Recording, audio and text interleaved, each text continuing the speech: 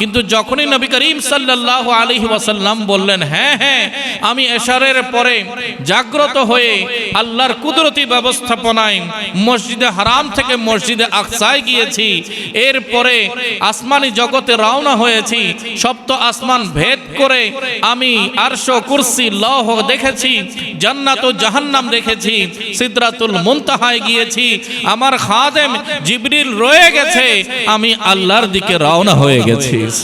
হাদিসের ভাষ্য রবি আন্নাহু আলাইহিস সালাতু ওয়াস সালাম লাম্মা যাকারা কিসসাতুল মিরাজ কাযাবাহুল কুল, বলছে যখন আল্লাহর মাহবুব সাল্লাল্লাহু আলাইহি ওয়াসাল্লাম সবার সামনে মেরাজের ঘটনা বয়ান করলেন, কাযাবাহুল কুল, সবাই সমস্বরে নবী করিম সাল্লাল্লাহু আলাইহি ওয়াসাল্লামের কথাকে মিথ্যা প্রতিপন্ন করলো। তারা মানতে পারেনি, কারণ তাদের বিবেক বলে মসজিদে হারাম থেকে মসজিদে আকসায় যাওয়ার পথ 1 মাসের পথ, দীর্ঘ দ্রুতগামী বাহনে করে যদি আমরা রওনা হই যেতে লাগবে 1 মাস, ফিরে আসতে লাগবে 1 মাস, তো যাওয়া আসা 2 মাসের পথ তিনি রাতের সামান্য অংশে অতিক্রম করেছেন। শুধু এতটুকুতে শেষ নয়, এরপরে ঊর্ধ্ব জগৎ দেখেছেন, লামকান দেখেছেন, আরশ কুরসি জান্নাত জাহান্নাম দেখেছেন, আল্লাহর গোটা সৃষ্টি জগৎ অবলোকন করে এসেছেন। এটা তো সাধারণ বিবেক মেনে নেয়ার কথা নয়। তো সবাই আমার পেয়ারা রাসূলের আলোচনা এই জিকিরকে মিথ্যা প্রতিপন্ন করলো। কি সবাই মিলে ওয়াযাহাবু ইলা আবি বকরিন, সবাই গিয়ে সাইয়্যিদনা সিদ্দিক আকবর আবু বকর সিদ্দিকের কাছে গিয়ে উপনীত হলো। ওয়াকালু লাহু, এবং তাকে বলল, কাফেররা বলল, ইন্না সাহিবাকা ইয়াকুলু কাযা ওয়া কাযা, তোমার বন্ধু তো এমন এমন বলছে, সেটা কি সম্পূর্ণ, সেটা কি সার্থক হতে পারে, সেটা কি সত্যি হতে পারে? তখন ফাকালা আবু বকরিন, সাথে সাথে সাইয়্যিদনা আবু বকর সিদ্দিক রাদিয়াল্লাহু তাআলা আনহু বললেন, ইন কানা ক্বাদ ক্বালা যালিকা ফাহুয়া সাদিকুন। একটু বড় করে বলুন সুবহানাল্লাহ। আমার প্যারা রাসূলের দরবারে সুম্মা জা ইলা রাসূলিল্লাহি সাল্লাল্লাহু আলাইহি ওয়াসাল্লাম, নবী করিম সাল্লাল্লাহু আলাইহি ওয়াসাল্লামের কাছে সিদ্দিক আকবর ছুটে আসলেন। ফাযাকারা রাসূলু লাহু তিলকা তাফাসিল, নবী করিম সাল্লাল্লাহু আলাইহি ওয়াসাল্লাম তার সামনে সাহাবায়ে কেরামের সামনে বিস্তারিত ঘটনা বর্ণনা করলেন। দেখা যায় ফাকুল্লামা যাকারা শাইয়ান, যখনই আবু বকর সিদ্দিকের সামনে নবী মুস্তাফা কোনো কিছু উল্লেখ করেন, আমি এটা দেখেছি, আমি এটা দেখেছি, সাথে সাথে ক্বালা আবু বকরিন সাদাক্তা, আল্লাহর হাবিব আপনি যা বলেছেন সত্য বলেছেন। قال الله تبارك وتعالى في محكم كتابه المجيد بسم الله الرحمن الرحيم سبحان الذي أسرى بعبده ليلا من المسجد الحرام إلى المسجد الأقصى الذي باركنا حوله لنريه من آياتنا إنه هو السميع البصير صدق الله مولانا العظيم وبلغنا رسوله النبي الحبيب الكريم ونحن على ذلك من الشاهدين والشاكرين والحمد لله رب العالمين مولاي صل وسلم دائما أبدا على حبيبك خير الخلق كلهم মহামহিম রব্বুল আলামিন আহকামুল হাকিমিন আল্লাহ জাল্লা মাজদুহুর আলিশান দরবারে পাকে অসংখ্য অগণিত শুকরিয়া আদায় করছি রব্বুল আলামিন অত্যন্ত দয়া ও মেহেরবানি করে আজ পবিত্র রাজবুল মুরাজ্জব শরীফের মহিমান্বিত চাঁদে জুমার দিবসে ঐতিহ্যবাহী হযরত জঙ্গি শাল কুরাইশ রাহমাতুল্লাহি আলাইহি জামে মসজিদে ইবাদত বন্দেগীতে অংশ নেওয়ার লক্ষ্যে আমাদের সমবেত হওয়ার তৌফিক দান করছেন। রব তাআলা দরবারে শুকরিয়া আদায় করে মুহাব্বতের আওয়াজে পেশ করি আলহামদুলিল্লাহ। रसूल अरबी सरवार कायनात साहिबे लौलाक साहिबे मेराज हुजूर करीम रऊफ रहीम सल्लल्लाहु अलैहि वसल्लम पवित्र दरबारे रिसालते दुरूद ও সালামের হাদিয়া পেশ করছি। রব্বুল আলামিন আমাদের সকলের তরফ থেকে এই দুরুদ ও সালামের হাদিয়াকে কবুল এবং মঞ্জুর করুন, আমিন। দূর দূরান্ত থেকে জুমার জামাতে শরীক হতে আসা সকল দিনদার পরহেজগার ভাইয়েরা এবং সাউন্ড সিস্টেমের মাধ্যমে আমাদেরকে যারা শুনছেন সকলের প্রতি পুনর্বার সুন্নতে মুস্তাফা সুন্নতে করিমা পৌঁছে দিচ্ছি। আসসালামু আলাইকুম ওয়া রাহমাতুল্লাহি ওয়া বারাকাতুহু। বিশ্ব ইতিহাসে এই পৃথিবীর ভূপৃষ্ঠে আল্লাহ সুবহানাহু ওয়া তাআলা যে সকল অসাধারণ মিরাকল ওন্ডারগুলোকে আমাদেরকে সাক্ষী বানিয়েছেন, যে সকল বিস্ময়কর ঘটনা ঘটিয়েছেন, পুরো মানব ইতিহাসে সবচেয়ে অস্বাভাবিক একেবারে অলৌকিক আল্লাহর কুদরতের প্রকাশ বহিঃপ্রকাশ করে যে মহান ঘটনা আল্লাহ সুবহানাহু ওয়া তাআলা ঘটিয়েছেন, সেটি হচ্ছে আমার পেয়ারা রসুলের অন্যতম সেরা মুজিজা পবিত্র মেরাজ শরীফ। একটু বড় করে বলি সুবহানাল্লাহ। কারণ মেরাজ শরীফের বয়ান আল্লাহ নিজে করেছেন আর সূচনাটাও করেছেন সুবহান বলে। আল্লাহ সুবহানাহু ওয়া তাআলা বলছেন, যত অপারগতা যত অক্ষমতা আছে, মানব বিবেক যেখানে গিয়ে ঠেকে যায়, বাধাগ্রস্ত হয়, সেই বিষয়গুলো তোমরা রবের সাথে রিলেট করিও না। আমি আল্লাহ সব কিছু থেকে মুক্ত। তোমাদের অক্ষমতা থেকে, তোমাদের বুঝে আসুক বা না আসুক, আমি আল্লাহ যেটা চাই সেটা করতে পারি। সেজন্য আল্লাহ সুবহানাহু ওয়া তাআলা সূরাতুল ইসরা সূরা বনি ইসরাইলের প্রথম আয়াতে পাকে সারা বিশ্ববাসীকে চ্যালেঞ্জ ছুড়ে দিয়ে বলছেন, তোমাদের দ্বারা অপারগতা হতে পারে, কিন্তু আমি আল্লাহর দ্বারা সেটা কুদরতের প্রকাশ হয়। একটু বড় করে বলে সুবহানাল্লাহ।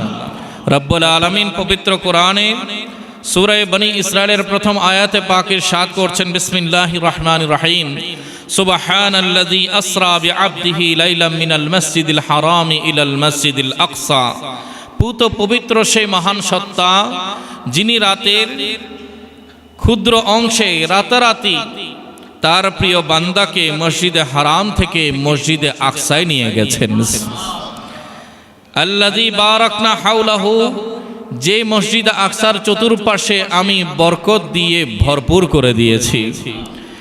লিনুরিয়াহু মিন আয়াতিনা, যাতে করে আমার মাহবুবকে, আমার প্রিয় বান্দাকে আমি সেসব বারাকাতগুলো অবলোকন করায় প্রত্যক্ষকারী হিসেবে সম্মানিত করি।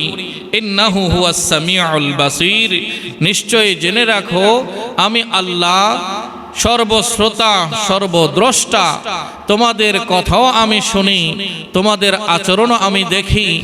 মনে রেখো আমি আল্লাহ আমার মাহবুবকে সত্য সত্য ইসরা করিয়েছি, মেরাজ করিয়েছি।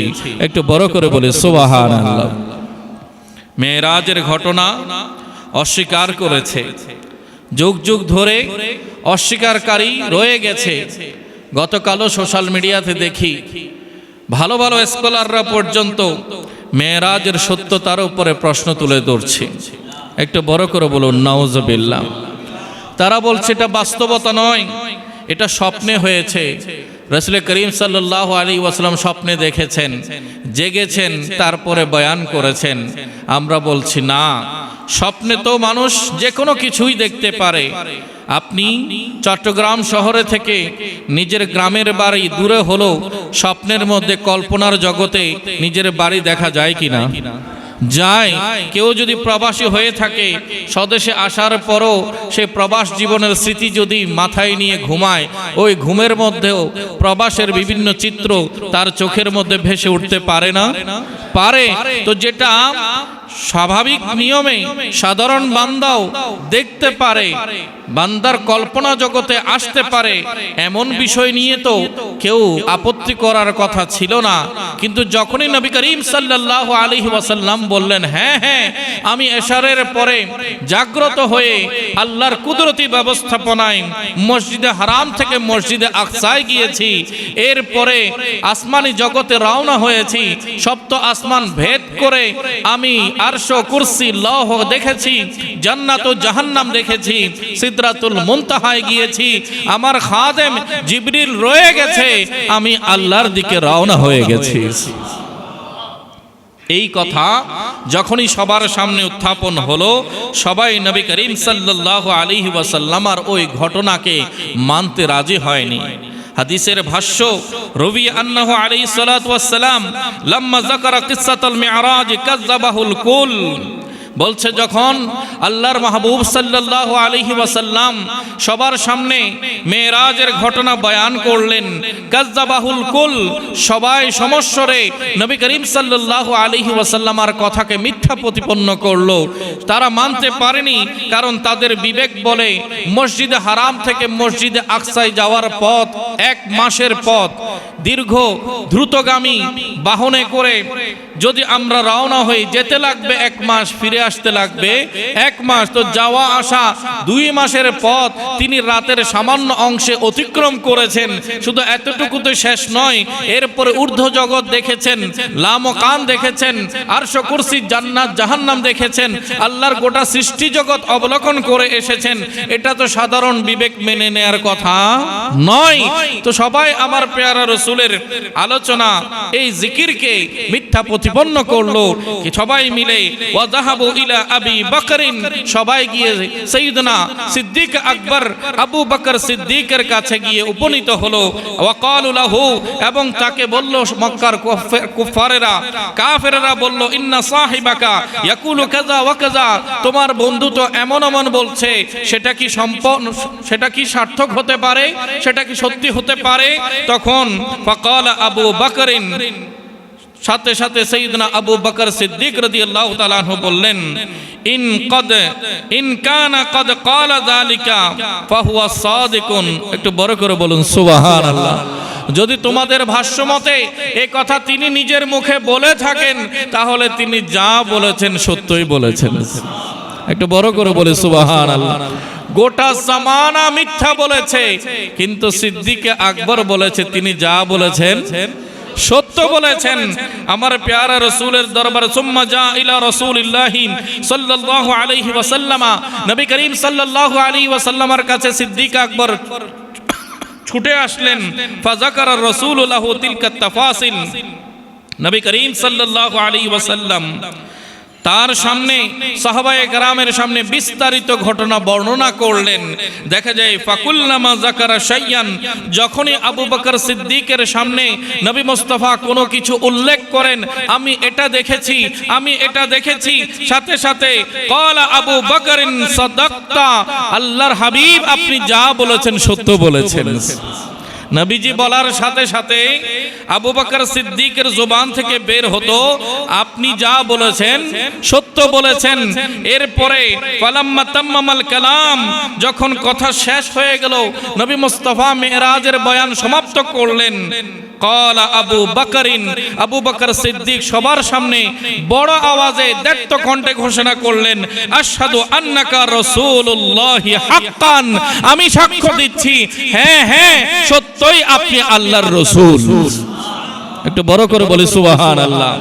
এই কথা বলার সাথে সাথে ফাকালা লাহুর রাসূল, নবী করিম সাল্লাল্লাহু আলাইহি ওয়াসাল্লাম প্রত্যুত্তরে বললেন, ওয়া আনা আশহাদু আন্নাকা সিদ্দিক হাক্কান, হ্যাঁ গোটা দুনিয়াবাসী জেনে রাখো, হে আবু বকর সিদ্দিক শুনে রাখো, আমি রাসূল সাক্ষী দিচ্ছি তুমি সত্যই সত্যই আমার সিদ্দিক।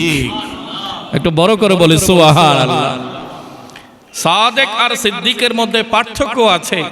সাদেক মানে সত্যবাদী, ট্রুথফুল, যে সত্য কথা বলে তাকে সাদেক বলা হয়, আর সিদ্দিক বলা হয় যে সত্যায়ন করে। আমরা ঊর্ধ্বতন অথরিটি কর্তৃপক্ষের মাধ্যমে আমাদের সনদ, আমাদের গুরুত্বপূর্ণ ডকুমেন্টগুলো সত্যায়ন করে নিই না, এতে করে যথাযথ কর্তৃপক্ষের একটা আস্থা আসে যে এই বিষয়টা সত্য, এটা নির্ভরযোগ্য, এই ডকুমেন্টটা জাল নয়, বানোয়াটি নয়, জালিয়াতি করা হয়নি। সেই জন্য বলা হয় যে গেজেটেড অফিসার থেকে সত্যায়ন করে নেবে। তাই এই সত্যায়নকে বলা হয় অ্যাটেস্টেড পাওয়ার। আল্লাহর প্যারা মাহবুব সাল্লাল্লাহু আলাইহি ওয়াসাল্লাম সাইয়্যিদনা আবু বকরকে বললেন, আবু বকর তুমি শুধু সাদেক নাও, তুমি সিদ্দিক। আল্লাহ তাআলা তোমার মাধ্যমে গোটা দুনিয়াবাসীর সামনে আমার মেরাজের ঘটনাকে সত্যায়ন করে দিয়েছেন। রব্বুল আলামিন আহকামুল হাকিমিন এই পবিত্র বয়ান, পবিত্র ঘটনা বিশ্ব ইতিহাসে আমার প্যারা রসুলকে দান করে মহা সম্মানিত করেছেন। রসুল করিম সাল্লাল্লাহু আলাইহি ওয়াসাল্লাম মর্যাদায় সর্বশ্রেষ্ঠ নবী রসুলগণের মধ্যে সর্বশ্রেষ্ঠ রসুল। আর এই পৃথিবীতে রসুল করিম সাল্লাল্লাহু আলাইহি ওয়াসাল্লামকে আল্লাহ সুবহানাহু ওয়া তাআলা প্রেরণ করেছেন। মহান রব্বুল আলামিন ঊর্ধ্ব জগতেরও নিদর্শনাবলী নেয়ামত রাজি আমার প্যারা রসুলকে সচক্ষে অবলোকন করাবেন। নবী করিম সাল্লাল্লাহু আলাইহি ওয়াসাল্লামার 53 বছর বয়সে নবুয়তের 10ম বছরে রজব মাসের 26 তারিখ দিবাগত রজনীতে আমার আল্লাহ সুবহানাহু ওয়া তাআলা পবিত্র মেরাজের ঘটনা ঘটিয়েছেন। একটু বড় করে বলুন সুবহানাল্লাহ। বাংলাদেশের চাঁদ দেখা কমিটির সিদ্ধান্ত মোতাবেক আগামী জুমাবারে যে রাত আসবে সেই রাতে আমরা পবিত্র লাইলাতুল মেরাজ উদযাপন করব। সবাই বলি আলহামদুলিল্লাহ। তো সেই পবিত্র দিবস আসার আগে আগে কিছু প্রস্তুতির দরকার আছে কিনা? কিছু গুরুত্বপূর্ণ দিক নির্দেশনা আমাদের জন্য প্রয়োজন আছে। নবী করিম সাল্লাল্লাহু আলাইহি ওয়াসাল্লাম নবুয়তের 10ম বছরে আল্লাহর হাবিবের দুনিয়াবি হায়াতের 50 বছর বয়সে কাবা শরীফের চত্বরে হাতিমে কাবায় কোন কোন বর্ণনা মতে হযরতে উম্মে হানের গৃহে আমার প্যারা রাসূল আরাম করছেন। এমন অবস্থায় ফেরেশতা হযরতে জিবরিল আমিন আসলেন। সেখানে এসে নবী করিম সাল্লাল্লাহু আলাইহি ওয়াসাল্লাম থেকে ঘুম থেকে জাগ্রত করলেন। আল্লাহর হাবিব সাল্লাল্লাহু আলাইহি ওয়াসাল্লাম ওযু করলেন। নবীজির সিনা চাক করা হলো, শক্কে সদর করা হলো, ওপেন হার্ট সার্জারি করা হলো। এরপরে বোরাকে চড়িয়ে মুহূর্তের মধ্যে মসজিদে হারাম থেকে বাইতুল মুকাদ্দাসে নেওয়া হলো। একটু বড় করে বলুন সুবহানাল্লাহ। সেখানে গিয়ে দেখলেন আল্লাহর হাবিব সাল্লাল্লাহু আলাইহি ওয়াসাল্লামকে অভ্যর্থনা জানানোর জন্য, আহলান ওয়া সাহলান বলার জন্য ইতিপূর্বের সমস্ত নবী রাসূল আগে থেকেই উপস্থিত হয়ে আছেন। নবী করিম সাল্লাল্লাহু আলাইহি ওয়াসাল্লাম মসজিদে প্রবেশ করলেন। দেখা যায় সবাই কাতারবন্দি হয়ে আছে। আর সামনে পেশ মুসাল্লা, ইমামের মুসাল্লা খালি পড়ে আছে। আমার প্যারা রাসূল সাল্লাল্লাহু আলাইহি ওয়াসাল্লামকে হাতে ধরে সাইয়্যিদনা জিবরিল আমিন ওই ইমামতের মুসাল্লায় নিয়ে আসলেন। আল্লাহর হাবিবের ইমামতিতে 2 রাকাত নামাজ হলো, নফল নামাজ আমার রাসূল ইমামতি করেছেন। আর নবীর পেছনে নবীগণ ফেরেশতাগণ মুক্তাদি বনে গেছেন। একটু বড় করে বলি সুবহানাল্লাহ। দেখুন, এক একটি বিষয় যদি আমি আলোচনা করতে যাই ঘন্টার পর ঘন্টা করা যাবে, কিন্তু আমরা খুব সংক্ষেপ সময়ের মধ্যে মূল বিষয়বস্তুটা জানার চেষ্টা করছি। আল্লাহর হাবিব সাল্লাল্লাহু আলাইহি ওয়াসাল্লামের পূর্বে আম্বিয়া আলাইহিমুস সালাম মিম্বরে উঠে খুতবা প্রদান করলেন। আল্লাহর হাবিব সাল্লাল্লাহু আলাইহি ওয়াসাল্লামও সবাইকে শুভেচ্ছা জানালেন, খুতবা প্রদান করলেন। এরপরে আল্লাহ সুবহানাহু ওয়া তাআলা হযরত জিবরিল আমিনের মাধ্যমে সেখান থেকে মেরাজের সফর শুরু করলেন। বাইতুল্লাহ থেকে মসজিদে আকসা পর্যন্ত এই সফরটাকে বলা হয় ইসরা। আর মসজিদে আকসা থেকে ঊর্ধ্ব জগতে আল্লাহর হাবিব নুরানি সিঁড়ির মাধ্যমে আরোহণ করেছেন, ঊর্ধ্বগমন করেছেন, সেটাকে বলা হয় মেরাজ। এভাবে যেতে যেতে সপ্ত আসমান পর্যন্ত পার হয়ে গেলেন, সিদরাতুল মুনতাহায় গেলেন। তখন রফরফ নামে এক বিশেষ বাহন আসলো, যেটার মাধ্যমে বাইতুল মামুরে উপনীত হলেন। দেখা যায় জিবরিল আমিন আর সামনে অগ্রসর হচ্ছেন না, বলছেন হুজুর লাউ দানাউতু আন মিলাতান লাহতারিকতু, যদি আমি আর এক আঙ্গুল পরিমাণ সামনে অগ্রসর হই তাহলে আমি জ্বলে পুড়ে ভস্ম হয়ে যাব।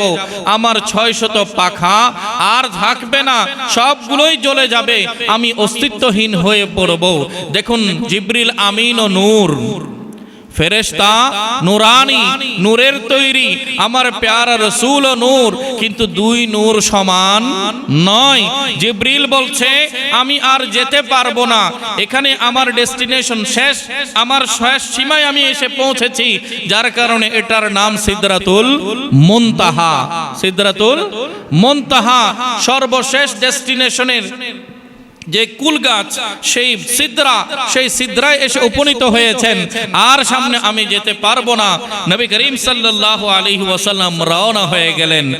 আল্লাহ তাআলা পবিত্র কোরআনে সূরা নজমের মধ্যে ইরশাদ করলেন, দানা ফাতাদাল্লা ফাকানা কাবা কাউসাইনি আও আদনা। আমার হাবিব আমার নিকটবর্তী হলেন, এত নিকটে আসলেন যে মাঝখানে আর কোনো ফারাক নেই, কোনো পার্থক্য নেই। আস্তে আস্তে রব্বুল আলামিন বলছেন, ফাকানা কাবা কাউসাইন, দুই ধনুককে মিলিয়ে দিলে যেভাবে হয়, আল্লাহ বলছেন আও আদনা, তার চেয়ে অতি নিকটে চলে এসেছেন। একটু বড় করে বলে সুবহানাল্লাহ। আল্লাহ সুবহানাহু ওয়া তাআলা নবী করিম সাল্লাল্লাহু আলাইহি ওয়াসাল্লামকে সবার ঊর্ধ্বে নিয়ে গেছেন। নবী করিম সাল্লাল্লাহু আলাইহি ওয়াসাল্লামকে সকল সৃষ্টির উপরে নিয়ে গেছেন, আর সব সৃষ্টি আমার নবীর কদম যুগলের নিচে রয়ে গেল। একটু বড় করে বলে সুবহানাল্লাহ। फर्श वाले तेरी शौकत का उलवा क्या जाने, फर्श वाले तेरी शौकत का उलवा क्या जाने, खुसरवा अर्श पे उड़ता है फरेरा तेरा। বড় করে বলে সুবহানাল্লাহ। জমিনবাসী আপনার শান ও মর্যাদা মর্তবা সম্পর্কে কি অনুমান করবে? আপনি তো সেই মহান রাসূল যার বিজয় পতাকা আল্লাহ আরশে আজিমের মধ্যে উড্ডীন করে দিয়েছেন। আমার প্যারা রাসূল আরশ আজিমের উপরে চলে গেলেন, কেউ ছিল না, শুধু আল্লাহ আর রাসূল। একটু বড় করে বলুন সুবহানাল্লাহ। আল্লাহ তাআলা পবিত্র কোরআনে বলছেন, ফাআওহা ইলা আবদিহি মা আওহা। আল্লাহর হাবিব সাল্লাল্লাহু আলাইহি ওয়াসাল্লামের সাথে আল্লাহ কথা বলেছেন, রহস্যময় রাজের কথা আল্লাহর মাহবুবের সাথে আল্লাহ কথা বলেছেন। বলছেন ফাআওহা ইলা আবদিহি মা আওহা। আল্লাহ তার প্রিয় বান্দার প্রতি যা যা ওহী করার ছিল ওহী করে দিয়েছেন, মাঝখানে জিবরিলের কোনো উপস্থিতি নাই। আল্লাহ সুবহানাহু ওয়া তাআলা জিবরিলকে বানিয়েছেন নবীগণের খেদমত করার জন্য, কিন্তু একমাত্র স্পেশাল আমার প্যারা রাসূলকে আল্লাহ এমন মর্যাদা দিয়েছেন, এই মেরাজ রজনীতে স্বয়ং নিজের দরবারে ডেকে নিয়ে কপালের চোখে আল্লাহ দেখার সুযোগ করে দিয়েছেন। একটু বড় করে বলি সুবহানাল্লাহ। আল্লাহ সুবহানাহু ওয়া তাআলা নবী আকরাম সাল্লাল্লাহু আলাইহি ওয়াসাল্লামের সাথে কথা বলেছেন, বিশেষ রহস্যগুলো বুঝিয়ে দিয়েছেন, এবং উম্মতের ব্যাপারে আল্লাহ সুবহানাহু ওয়া তাআলা বিশেষ বিশেষ উপহার নেয়ামত দিয়ে আমার প্যারা রাসূলকে সম্মানিত করেছেন। যখন কথার আলাপ শুরু হচ্ছে, সহিহ হাদিসের কিতাবগুলোতে একেবারে স্পষ্ট বিবরণ আছে। আমার প্যারা রাসূল সূচনা করেছেন, আত্তাহিয়াতু লিল্লাহি ওয়াসসালাওয়াতু ওয়াত-তাইয়িবাত। আত্তাহিয়াত সকল অভিবাদন, ওয়াসসালাওয়াত সকল নামাজ, ওয়াত-তাইয়িবাত সকল পবিত্রতা, লিল্লাহি কার জন্য? আত্তাহিয়াতু লিল্লাহি ওয়াসসালাওয়াতু ওয়াত-তাইয়িবাত। আমার প্যারা রাসূল রব্বুল আলামিনের সাথে সাক্ষাতে প্রথমে বলেছেন, সমস্ত প্রশংসা, সমস্ত বন্দনা, সমস্ত ইবাদত বন্দেগী, নামাজ, পবিত্রতা আল্লাহ তোমার জন্য নির্দিষ্ট। আর কারো পবিত্রতা আমরা ঘোষণা করি না, আর কারো ইবাদত আমরা করি না, সব ইবাদতের মালিক তুমি আল্লাহ। একটু বড় করে বলুন সুবহানাল্লাহ। এরপরে আল্লাহ সুবহানাহু ওয়া তাআলা বললেন, আসসালামু আলাইকা আইয়ুহান নাবিয়্যু ওয়া রাহমাতুল্লাহি ওয়া বারাকাতুহু। আল্লাহ সুবহানাহু ওয়া তাআলা বললেন, হাবিব আপনি আমার কাছে এসেছেন, আপনার প্রতি আমার রহমত বর্ষিত হোক, আমার পক্ষ থেকে শান্তি বর্ষিত হোক, আমার পক্ষ থেকে বরকত বর্ষিত হোক। একটু বড় করে বলুন সুবহানাল্লাহ। কেমন প্রেম আমার আল্লাহ এবং নবীর মধ্যে। নবী করিম সাল্লাল্লাহু আলাইহি ওয়াসাল্লাম তিনটা বিষয় উল্লেখ করেছেন, আত্তাহিয়াতু লিল্লাহি ওয়াসসালাওয়াতু ওয়াত-তাইয়িবাত। হাবিব বলছেন আল্লাহ সমস্ত প্রশংসা অভিবাদন তোমার জন্য, নামাজ তোমার জন্য, পবিত্রতা তোমার জন্য। আর মালিক বলছে আসসালামু আলাইকা আইয়ুহান নবী, ওহে আমার প্রিয় নবী, তোমার জন্য আমার সালাম, ওয়া রাহমাতুল্লাহ আমার রহমত, ওয়া বারাকাতুহু আমার বরকত। একটু বড় করে বলুন সুবহানাল্লাহ। যেভাবে পেশ হয়েছেন, যেভাবে নিজের ভালোবাসা মোহাব্বত পেশ করেছেন, ঠিক ওভাবেই আল্লাহ সুবহানাহু ওয়া তাআলা জবাব দিয়েছেন। একটু বড় করে বলে সুবহানাল্লাহ। এখন সালাম দিলে সালামের কি দিতে হয়? জবাব দিতে হয়। সালাম দিলে সালামের উত্তর দিতে হয়, জবাব দিতে হয়। এখন আল্লাহ তো নিজেই সালাম। আল্লাহর 99 নামের মধ্যে একটি নাম হচ্ছে আসসালামু। সালামু আসসালাম, এটা তো আল্লাহর নাম। সমস্ত শান্তি নিরাপত্তার মালিক তো আল্লাহ, ওনাকে আবার কিভাবে ফিরিয়ে দেয়া যায়? আমার প্যারা রাসূল সাল্লাল্লাহু আলাইহি ওয়াসাল্লাম জবাবে আল্লাহর দিকে সালামকে নিসবত করেননি, বরঞ্চ বলছেন আয় আল্লাহ, তুমি আমাকে সালাম দিয়েছো, আমাকে বরকত দিয়েছো, আমাকে রহমত দিয়েছো, আমি এটা আমার মধ্যে সীমিত করতে চাই না। আসসালামু আলাইনা ওয়া আলা ইবাদিল্লাহ সালিহিন। আল্লাহ বর্তমান সময়ে এবং পৃথিবী কিয়ামত অবধি যত তোমার সালেহিন নেককার মুমিন বান্দা দুনিয়াতে আসবে, আমি তোমার এই সালামতের পয়গাম সবার জন্য মঞ্জুর করে নিয়েছি। একটু বড় করে বলি সুবহানাল্লাহ। আমার প্যারা রাসূল সেই ঘনিষ্ঠ মুহূর্তে আমাদের কথা মনে রেখেছেন, আমাদেরকে ইয়াদ রেখেছেন, এবং আল্লাহ সুবহানাহু ওয়া তাআলা এবং প্যারা রাসূলের মধ্যবর্তী এই কথোপকথন ফেরেশতাগণ শুনে রয়েছেন। সিদরাতুল মুনতাহায় জিবরিল আমিন অপেক্ষমান। আল্লাহ ও প্যারা রাসূলের কথোপকথনের আওয়াজ পৌঁছে গেছে। জিবরিল এদিক থেকে বলা শুরু করে দিয়েছে, আশহাদু আল্লা ইলাহা ইল্লাল্লাহু ওয়া আশহাদু আন্না মুহাম্মাদান আবদুহু ওয়া রাসূলুহু। এদিকে জিবরিল কলেমায়ে শাহাদাত পড়ছে, হ্যাঁ হ্যাঁ সাক্ষী দিচ্ছি, আমি সাক্ষ্য দিচ্ছি আল্লাহ ছাড়া কোনো মাবুদ নাই। আর আমি এটাও সাক্ষ্য দিচ্ছি নিশ্চয় নিশ্চয় হযরত মুহাম্মদ মুস্তাফা সাল্লাল্লাহু আলাইহি ওয়াসাল্লাম আল্লাহর প্রিয় বান্দা ও প্রিয় রাসূল। একটু বড় করে বলে সুবহানাল্লাহ। তাহলে এই তাশাহুদের মধ্যে কয়জনের বাক্য আছে? আল্লাহর বাক্য আছে, রাসূলের বাক্য আছে, জিবরিলের ফেরেশতাদের বাক্য আছে। আর এই তিন বাক্য প্রতি নামাজের শেষ বৈঠকে আদায় করা বান্দার উপরে ওয়াজিব। বান্দার উপরে কি ওয়াজিব। কেউ যদি ভুল ক্রমে বাদ দিয়ে দেয় নামাজ হবে, তাকে সাহু সাজদা দিয়ে আবার পুনরায় পড়তে হবে। নো মিস্টেক, এটাকে বাদ দেওয়ার কোনো সুযোগ নাই। তাহলে মেরাজের স্মৃতিকে বারংবার স্মরণ করিয়ে দেয় দৈনন্দিন নামাজ। আল্লাহ সুবহানাহু ওয়া তাআলা মেরাজের রজনীতে আমার প্যারা রাসূলকে বেশ কিছু নিয়ামত রাজি আমাদের জন্য দান করেছেন। তন্মধ্যে হযরতে আব্দুল্লাহ ইবনে মাসউদ রাদিয়াল্লাহু তাআলা আনহু বলছেন, প্রথমত 5 ওয়াক্ত নামাজ দান করেছেন। একটু বড় করে বলে সুবহানাল্লাহ। যেটা প্রথমে ছিল 50 ওয়াক্ত। কত ছিল? 50 ওয়াক্ত। বিস্তারিত বর্ণনা আপনাদের জানা আছে, আমি শুধু আপনাদের দৃষ্টি আকর্ষণ করার জন্য বলছি। 5 ওয়াক্ত নামাজ দেওয়া হয়েছে 50 ওয়াক্ত থেকে কমিয়ে, কিন্তু ফজিলত কি কমেছে? 5-এ ফজিলত 50-এরই দেয়া হবে, কারণ আল্লাহর বিধান 1 নেকিতে আল্লাহ সওয়াব দেন 10 নেকির সওয়াব। একটু বড় করে বলি সুবহানাল্লাহ। 2 নম্বরে আল্লাহ সুবহানাহু ওয়া তাআলা নবী করিম সাল্লাল্লাহু আলাইহি ওয়াসাল্লামকে জানিয়েছেন, আপনার উম্মতের মধ্যে যারা আল্লাহর সাথে শরীক করবে না, শিরিক করবে না, আল্লাহ তাদের জীবনের গুনাহ মাফ করে দেবেন।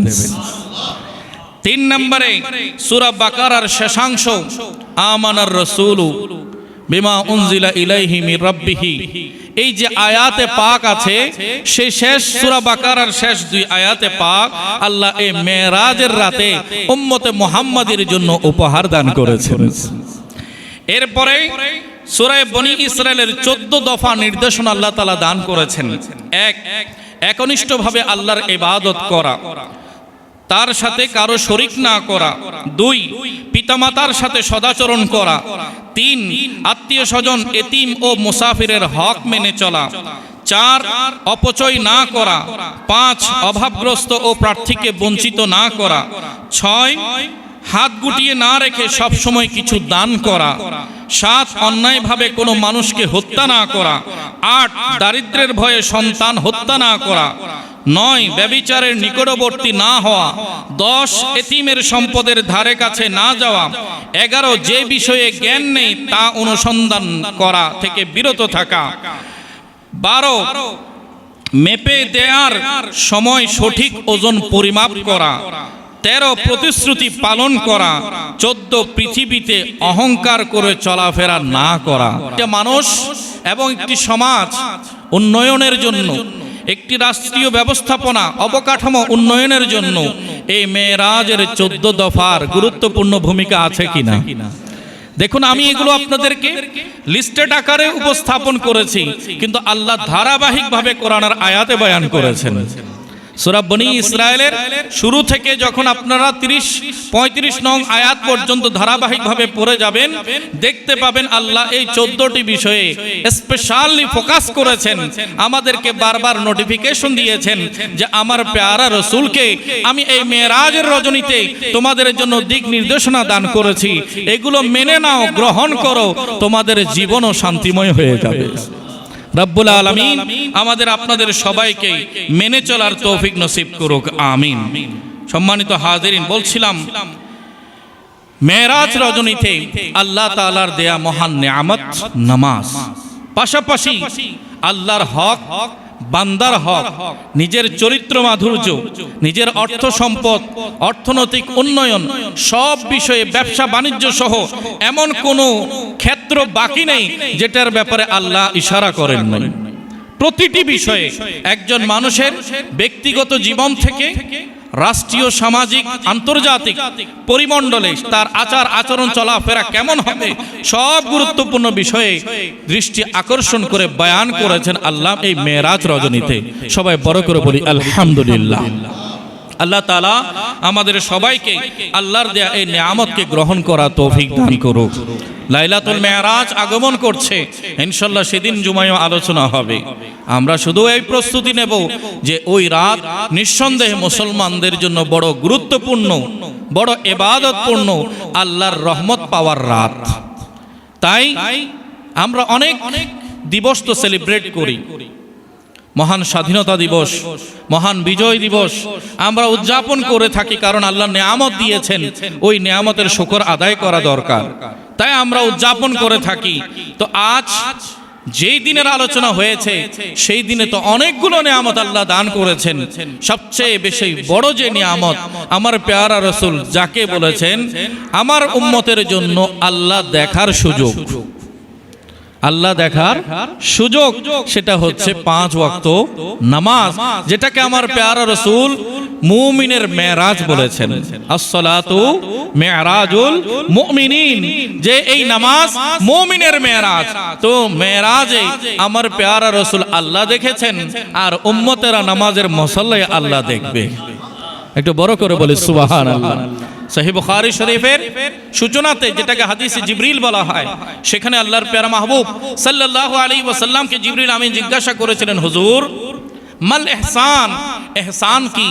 আমার প্যারা রাসূল উত্তর করেছিলেন, আন তা'বুদাল্লাহা কাআন্নাকা তারাহু, তুমি এমন ভাবে ইবাদত করবে যেন তুমি তোমার কপালের চোখে তোমার রবকে দেখতে পাচ্ছ।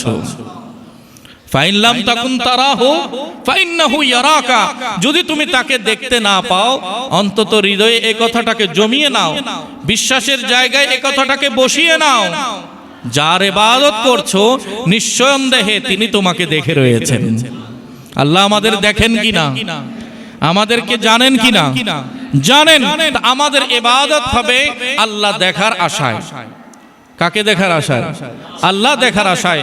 সেজন্য এই ইবাদত যেন পূর্ণতা পায়, আল্লাহ তাআলা আমাদের সবাইকে তৌফিক নসিব করুক, আমিন। নামাজ সূচনা হয় তাকবীরে তাহরিমার মাধ্যমে।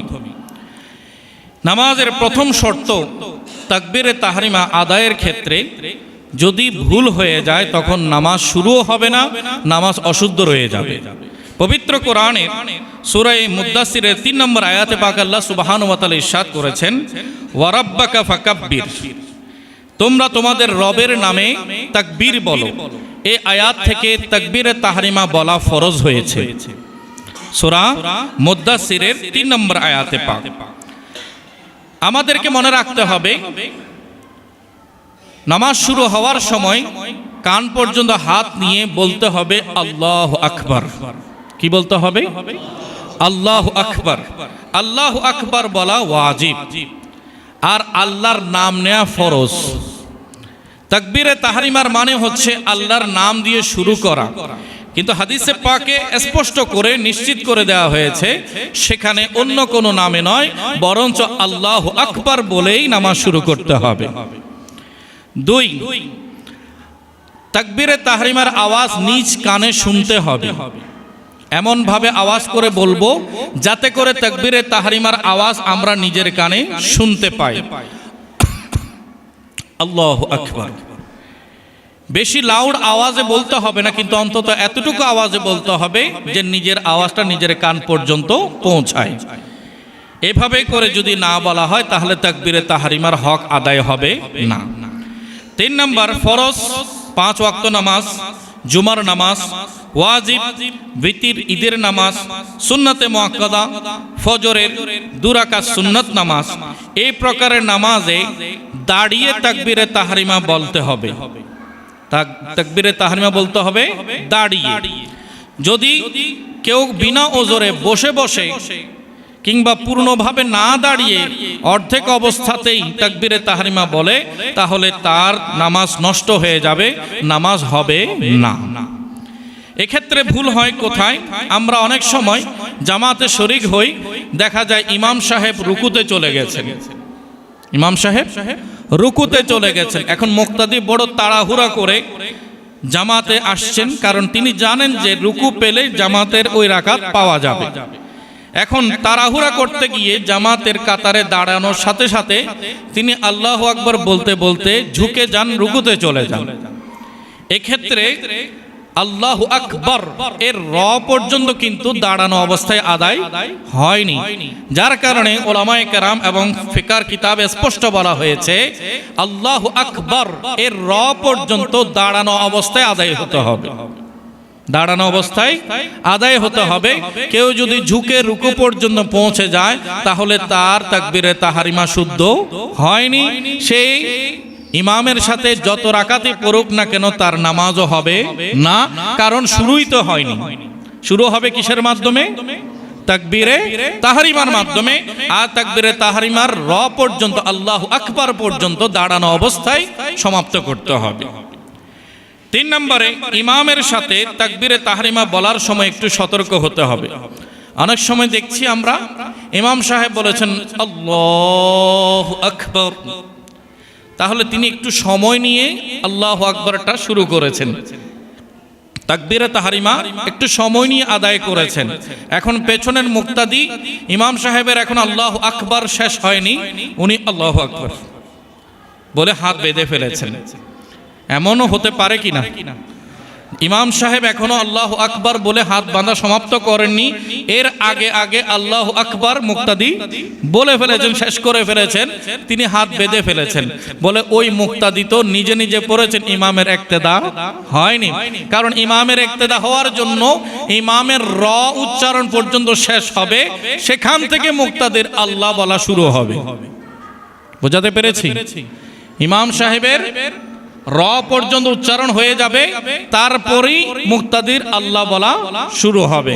এর আগে যদি আমরা সমাপ্ত করে ফেলি, ইমাম সাহেবের এখনো তাকবীর বলা শেষ হয়নি, তাহলে আমাদের তাকবীরে তাহরিমা শুদ্ধ হবে না। এমত অবস্থায় নামাজ পড়লে ওই নামাজও আদায় হবে না। 5 নম্বরে একটি বিষয় আমাদের মনে রাখতে হবে, তাজবিদের খেয়াল। উচ্চারণ করার সময় হরকত, জবর, জের, পেশের মধ্যে কোনো পার্থক্য যেন না হয়। যদি কোনো উলট পালট হয়ে যায় তখন অর্থ বিকৃত হয়ে যাবে, তাকবীরে তাহরিমা আদায় হবে না। অনেক সময় দেখা যায় কেউ কেউ বলার সময় আল্লাহু আকবার, অর্থাৎ আকে টেনে পড়েছে।